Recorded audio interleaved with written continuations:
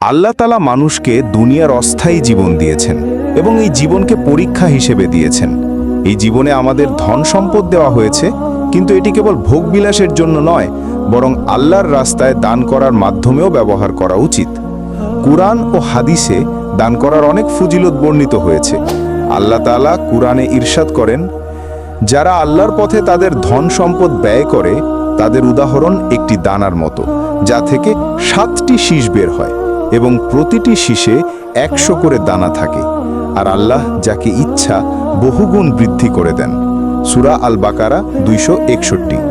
অর্থাৎ দান করলে শুধু সম্পদ কমে না, বরং আল্লাহর রহমতে এটি বহুগুণ বৃদ্ধি পায়। রাসূলুল্লাহ সাল্লাল্লাহু আলাইহি ওয়াসাল্লাম বলেছেন, সদকা সম্পদকে কখনো কমায় না। সহিহ মুসলিম। অন্য এক হাদিসে এসেছে, যে ব্যক্তি দুনিয়ায় দান করে আল্লাহ তার আখেরাতের কষ্ট দূর করবেন। সহিহ বুখারী ও মুসলিম। দান কেবল টাকা পয়সা দেওয়ার মধ্যে সীমাবদ্ধ নয়। ভালো কথা বলা, কারো মুখে হাসি ফোটানো বা পথ থেকে কাঁটা সরানো, এসবও দান। তবে ধন সম্পদ আল্লাহর পথে ব্যয় করাই সর্বোত্তম দান। রাসূলুল্লাহ সাল্লাল্লাহু আলাইহি ওয়াসাল্লাম আরও বলেন, 7 শ্রেণীর মানুষ আছে যাদেরকে আল্লাহ কিয়ামতের দিন আরশের ছায়া দিবেন।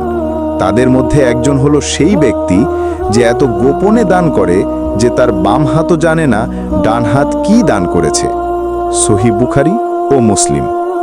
প্রিয় ভাই ও বোনেরা, দান করার মাধ্যমে মানুষের অন্তরে প্রশান্তি আসে, গুনাহ মাফ হয়, বিপদ থেকে মুক্তি মেলে এবং আল্লাহর রহমত নাজিল হয়।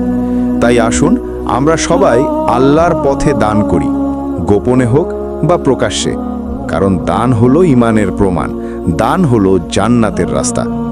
আল্লাহ তাআলা আমাদের সবাইকে দান করার তৌফিক দান করুন।